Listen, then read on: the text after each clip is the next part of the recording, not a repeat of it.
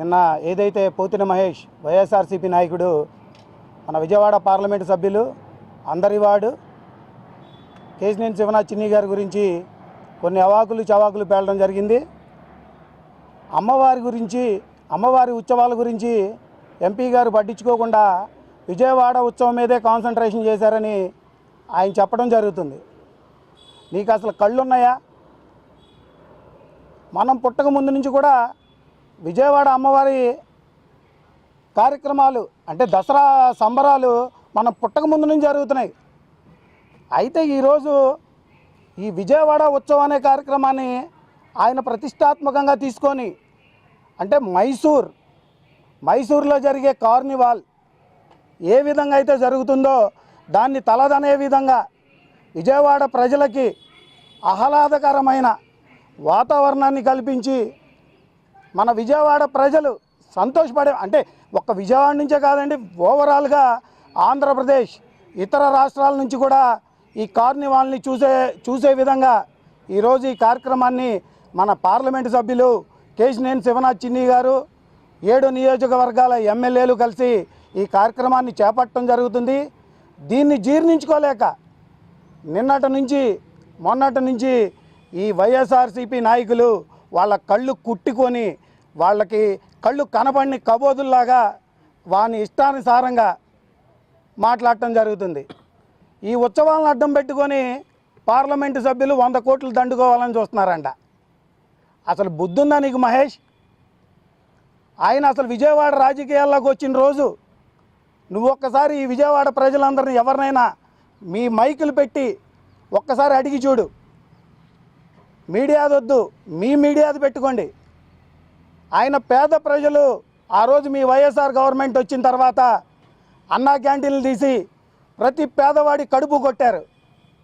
దాన్ని దృష్టిలో పెట్టుకొని ఆయన విజయవాడ చుట్టుపక్కల 7 కాన్స్టిట్యున్సీల్లో కూడా మొబైల్ అన్నా క్యాంటీన్ నిర్వహించి చాలామంది పేదల కడుపు నింపిన వ్యక్తి.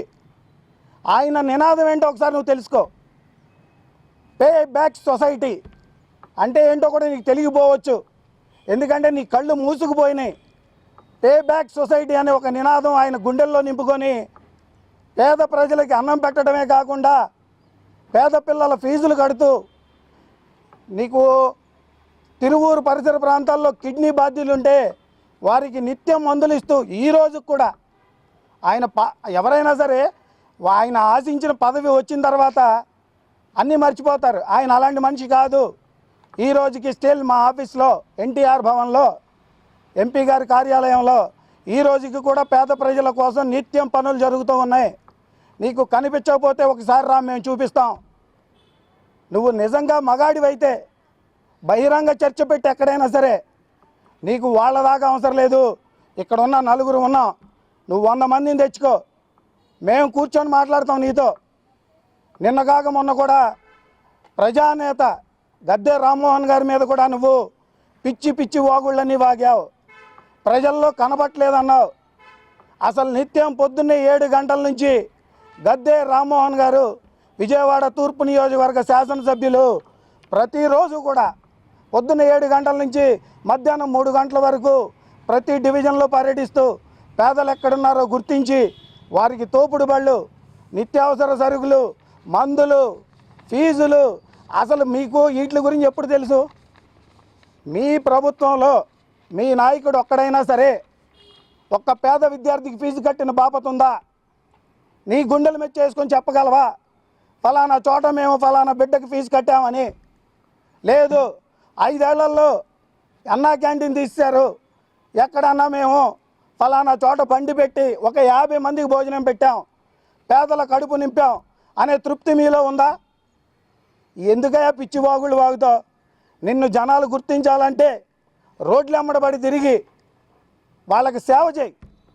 ఫలానా పోతిన మహేష్ మాకు ఫలానా చేశాడని చెప్పుకుంటారు. అసలు నీ జీవితంలో నిన్ను నమ్మిన పవన్ కళ్యాణ్ గారిని నువ్వు మోసం చేశావు.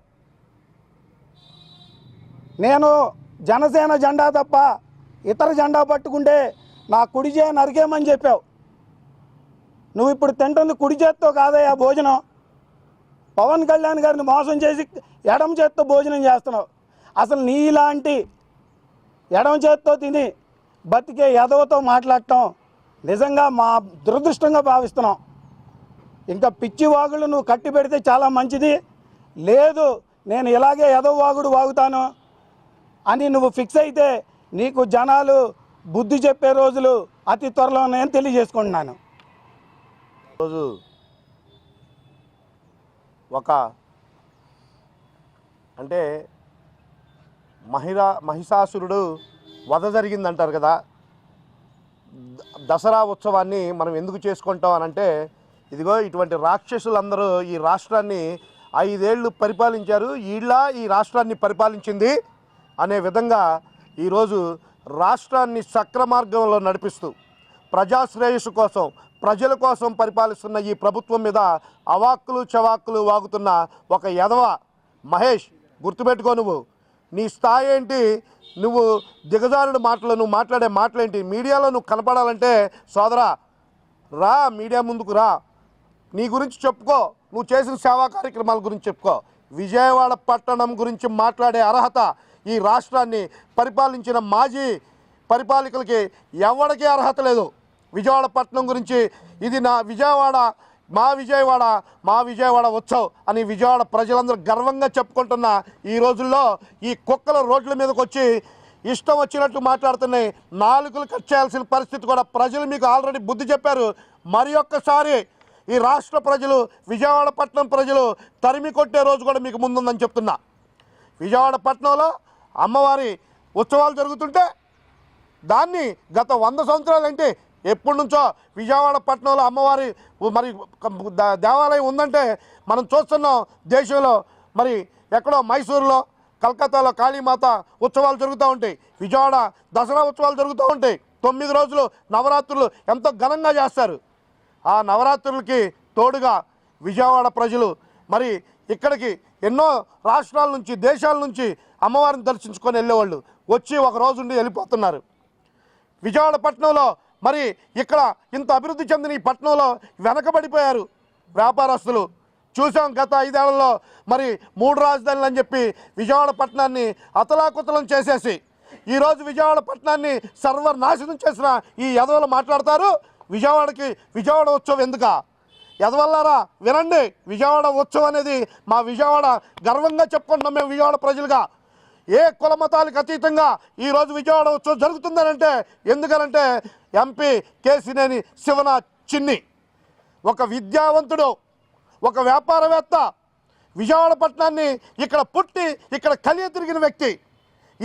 ఆ వ్యక్తి ఈరోజు విజయవాడని నలుదిశల నుంచి మరి ప్రపంచ నలుమూలల నుంచి వస్తున్న ప్రతి ఒక్కళ్ళు విజయవాడలో ఈ 11 రోజులు స్టే చేసి వెళ్ళాలి, విజయవాడ యొక్క కీర్తి ప్రతిష్టలు ప్రపంచ నలుమూలలో తెలియజెప్పాలని చంద్రబాబు నాయుడు గారికి ఆశయాలకు అనుగుణంగా ఈరోజు అమరావతి రాజధానికి ముఖద్వారమైన ఈ విజయవాడ పట్టణాన్ని, చరిత్ర పుటల్లో విజయవాడ గురించి ఎంతో ఘనకీర్తి కలిగిన ఈ విజయవాడ పట్టణాన్ని ఇంకా ముందుకు తీసుకెళ్లాలనే ఒక ఆలోచనతో విజయవాడ ఉత్సవాన్ని పెడితే ఈ యదవలు చెప్తారు అమ్మవారి ఆదాయానికి గండి కొడతారంట.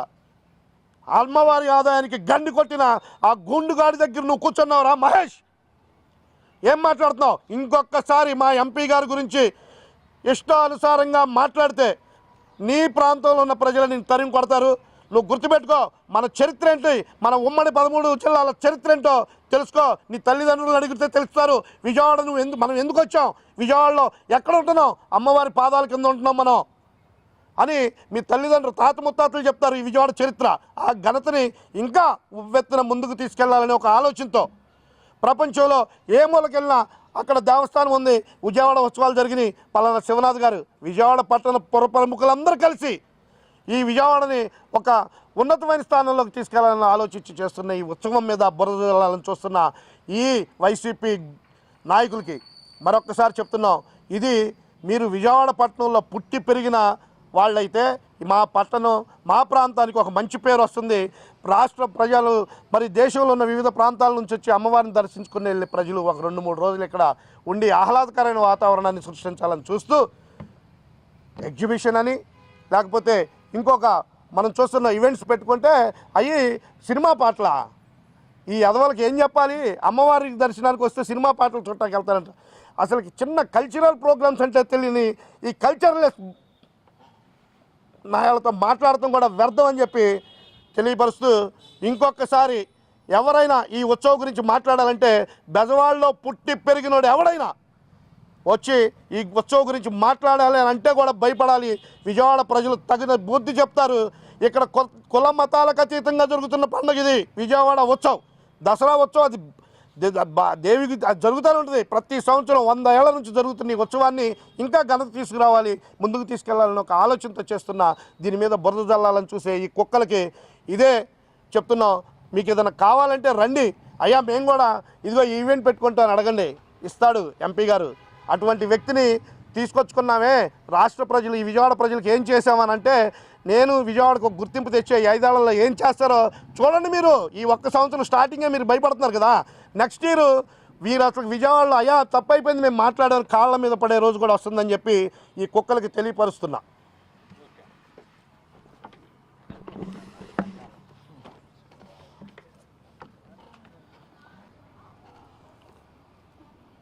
ఈరోజు దసరా సందర్భంగా కుల మతాలకు అతీతంగా అందరూ ఈ దసరా పండుగని ఘనంగా చేసుకోవాలనే ఉద్దేశంతో మరి ఈరోజు రాష్ట్ర ప్రభుత్వం నేతృత్వంలో కేశినేని శివనాథ్ చిన్ని గారు ఆయన సొంత నిధులతో ఏర్పాటు చేసినటువంటి యొక్క విజయవాడ ఉత్సవ కార్యక్రమాన్ని ఈరోజు ఏదో ఒక విధంగా కాళ్ళడ్డు పెట్టి ఆపాలనే ఉద్దేశంతో ఈ వైసీపీ నాయకులు ఎంతో ప్రయత్నాలు చేస్తూ ఉన్నారు.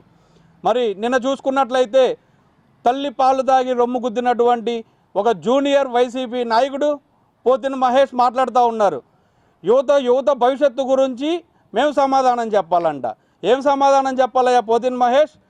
గత ప్రభుత్వంలో మీరు యువతకి ఉద్యోగ అవకాశాలు కల్పిస్తానని, మరి అలానే 2,30,000 ఉద్యోగాలు భర్తీ చేస్తా అని చెప్పి ఆకలితో ఉన్న యువతని మీరు అవకాశంగా మార్చుకొని వాళ్ళని కేవలం ఓటు బ్యాంకులానే ఉపయోగించుకొని తర్వాత మీ ప్రభుత్వం వచ్చిన తర్వాత వాళ్ళ జీవితాలతో ఆడుకున్నారే, అటువంటిది మీలాంటి వాళ్ళకి మేము సమాధానం చెప్పాలా? మరి ఈరోజు మన ప్రభుత్వం వచ్చిన తర్వాత ఎన్నో కంపెనీలు మన రాష్ట్రం వైపు చూస్తూ ఉన్నాయి.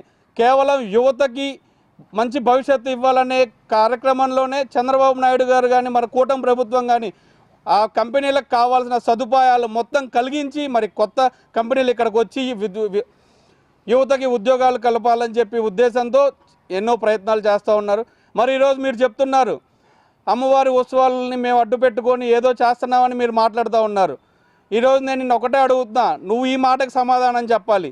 మీ ప్రభుత్వంలో ఈరోజు నువ్వు ఏ నాయకులకైతే భజన చేస్తున్నావో వాళ్ళ నేతృత్వంలో మీ ప్రభుత్వంలో ఎన్నో విగ్రహాలు ధ్వంసమయ్యాయి.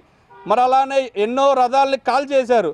ఈరోజు నువ్వు ఏదైతే అమ్మవారిని అడ్డు పెట్టుకొని ప్రెస్ మీట్లు పెట్టి నువ్వు ఏదో పేరు పొందాలని చూస్తున్నావే, మరి అదే అమ్మవారి గుళ్ళో 2 వెండి విగ్రహాలు మాయమయ్యాయి. మరి ఇప్పుడు ఈరోజు నువ్వు మాకు సమాధానం చెప్పాలి.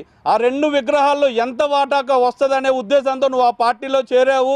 మరి వాళ్ళ కింద గూండాగిరి చేసి మమ్మల్ని ఇలా ఎన్నో ప్రలోభాలకు గురిపెట్టాలని చూస్తున్నావు. నీకు ఒకటే చెప్తున్నాం పోతిన మహేష్, నీ స్థాయిని మించి నువ్వు మాట్లాడుతూ ఉన్నావు. మీరందరూ ఎంతో ఉత్సాహపడుతున్నట్టున్నారు, మమ్మల్ని ఏం పీకట్లేదు అని. కూటమి ప్రభుత్వం రాష్ట్ర అభివృద్ధి కోసం కష్టపడుతున్నారు. అలానే కేశినేని చిన్ని గారు విజయవాడ అభివృద్ధి గురించి ఎంతో కృషి చేస్తూ ఉన్నారు. మీకు అంత ఉత్సాహంగా మీకు అంత కావాలనిపిస్తే మీకేం పీకాలో చెప్పండి, మీరు ఊహించిన దానికన్నా మేము ఎక్కువ పీకి మీకు చూపిస్తామని చెప్పి నీకు హెచ్చరిస్తూ ఉన్నాం. ఓకే, ఈరోజు విజయవాడ నగరంలో ప్రపంచం అంతా, యావత్ ప్రపంచం ఈరోజు విజయవాడ నగరంలో ఒక ఉత్సాహమైన ఆహ్లాదకరమైన పరిస్థితుల్లో ఈరోజు అనేక రాష్ట్రాల నుంచి అనేక ప్రదేశాల నుంచి ఈరోజు విజయవాడ కనకదుర్గ అమ్మవారి దర్శనం కోసం దసరా రోజు లక్షలాది మంది ఈరోజు విజయవాడ వస్తుంటే వాళ్ళందరికీ కూడా ఖచ్చితంగా విజయవాడ వచ్చే ప్రతి ఒక్కరికి కూడా ఏదో ఒక రకమైన వినోదాన్ని అందించాలి. వాళ్ళు నిరుత్సాహంగా విజయవాడ నుంచి వెళ్ళిపోకూడదు.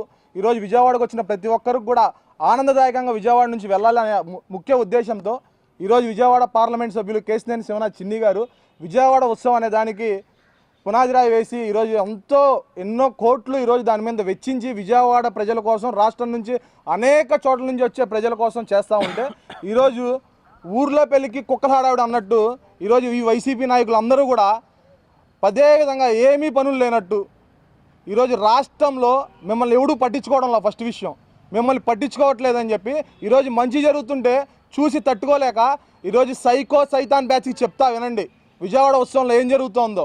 ఈరోజు ఈ రాష్ట్రంలో ఈ దేశంలో అంతరించిపోతున్న కళలకు మళ్ళీ పునాది వేసి ఆ కళలన్నిటిని కూడా పెంచి పోషించాలనే ముఖ్య ఉద్దేశంతో ఈరోజు విజయవాడ ఉత్సవంలో ఆ కార్యక్రమాలు చేపడతా ఉన్నారు. మీకు తెలియకపోతే తెలుసుకోండి. ఈరోజు విద్యార్థుల గురించి యువత గురించి మాట్లాడుతున్నాడు పోతిన మహేష్ గారు. మీకు తెలీదా? ఏం మాట్లాడుతున్నావు నువ్వు విద్యార్థుల యువత గురించి? ఈరోజు రాష్ట్రంలో గంజాయి తెచ్చి యువతను పాడు చేసింది వైఎస్ జగన్మోహన్ రెడ్డి, మీ ప్రభుత్వం, మీరు. ఈరోజు విజయవాడలో నువ్వు ఎక్కడో ఉన్న మచిలీపట్నంలో ఉన్న వెంకటేశ్వర స్వామి ఆస్తుల గురించి మాట్లాడుతున్నావు కదా, ఈరోజు ఆ వెంకటేశ్వర స్వామి ఆస్తుల గురించి చెప్తా విను. ఈరోజు 3 లక్షల రూపాయలు సంవత్సరానికి వస్తుంది దాని విలువ. అలాంటి ఆస్తిని కేవలం 50 రోజుల్లో 10 సంవత్సరాలకు మించి ఆదాయాన్ని వెంకటేశ్వర స్వామి గుడికి చెందేటట్టు చేసిన ఎంపీ మా చేసిన శివనాథ్ గారని మేము గర్వంగా చెప్పుకోగలుగుతాం. ఈరోజు నువ్వు ఉండే వంటంలో పాత శివాలయం ఆస్తులు ఎవరు అనుభవిస్తూ ఉన్నారు నీకు తెలీదా? ఎవడు అనుభవిస్తున్నాడో? విజయవాడలో కుక్క అరుస్తుంది రోజు, వాడు అనుభవిస్తున్నాడు. నీ వాట ఎంత అందుతుంది దీంట్లో? ఎందుకని నువ్వు ఎప్పుడు పాత శివాలయం ఆస్తుల గురించి మాట్లాడడం లేదు? ఈరోజు నానా యాచీ చేసావు కదా ఆ రోజు, అమ్మవారి గుడిలో వెండి సింహాలు పోయినాయి అని. ఈరోజు ఎందుకు మాట్లాడలా? ఈరోజు నువ్వు వెల్లంపల్లి కలిసి పంచుకున్నారా? వెండి సింహాల గురించి మాట్లాడలేవు. నీ పక్కన ఇంటి పక్కన ఉన్న పాత శివాలయం ఆస్తులు ఎవడో అనుభవిస్తున్నాడో మాట్లాడలేవు. ఈరోజు కూటమి ప్రభుత్వం అన్ని బయటకు తీస్తుంది. ఖచ్చితంగా పోతిన మహేష్ నువ్వు అడిగిన ప్రతి దానికి సమాధానం చెప్తాం. ఈరోజు నీ రియల్ ఎస్టేట్ దందాల గురించి చెప్పమంటావా? ఈరోజు నీ కులంలో ఎంతమందిని నువ్వు మోసం చేస్తావో చెప్పమంటావా? ఈరోజు విజయవాడ నగరంలో విజయవాడ ఉత్సవం గురించి నువ్వు మాట్లాడుతున్నావు కదా, ఒకటే మాట చెప్తావు విను. నువ్వు మాట్లాడిన మాటలు ఎట్లాంటిదంటే మహాలక్ష్మి చిక్స్ పేరుతో చిట్టీలు ఎగరగొట్టి ఈరోజు నువ్వు విజయవాడ ఉత్సవం గురించి మాట్లాడితే ఏమనుకుంటారు తెలుసా జనాలు? పతివ్రత పర్వణం సామెత గుర్తొస్తుంది అందరికీ. దయచేసి ఇలాంటి తప్పుడు వాగులు సజ్జలు పంపించిన నోట్లు చదవడం మానే. విజయవాడకి ఒక బ్రాండ్ తీసుకొచ్చి ప్రపంచంలోనే విజయవాడకి ఒక ప్లేస్ తీసుకురావాలనే ఆలోచనతో ఈరోజు విజయవాడ ఉత్సవం నిర్వహిస్తూ ఉన్నాం. నీకు టైంపాస్ కాకపోతే వచ్చి చూసి వెళ్ళు, అక్కడ ఏం జరుగుతుందో తెలుస్తుంది. అంతేగాని నీకు నచ్చినట్టు సజ్జలు పంపించిన నోట్లు చదివి దయచేసి ఇలాంటి తప్పుడు ఆరోపణలు చేయొద్దు. ఇంకోసారి ఈ వైసీపీ కుక్కలు కూడా చెప్తా ఉన్నా, ఎవడైనా సరే తెలిసి తెలియక కేవలం బురద జల్లే పనిలోనే ఇంకా ఉంటే విజయవాడ ఉత్సవం రేపొద్దున భారతదేశంలోనే కాదు ప్రపంచంలో ఒక రికార్డులో నుంచోపోతూ ఉంది. దాన్ని చూసి మీ కళ్ళల్లో ఇంకా నిప్పులు పండుతాయి తప్ప ఈరోజు విజయవాడ ప్రజలకు కానీ ఆంధ్ర రాష్ట్ర ప్రజలకు కానీ ఆనందంగా ఉండడం మీకు నచ్చదని ఇంకోసారి మీరు రివ్యూ చేసుకుంటూ ఉన్నారు. ఇలాంటి మాటలు మీరు ఎక్కడ మాట్లాడినా సరే మేం కాదు, ఈసారి జనాభా మిమ్మల్ని చెప్పులతో రాళ్ళతో కొట్టడానికి సిద్ధంగా ఉన్నారు. ఆ విషయం మీరు అందరూ తెలుసుకోండి.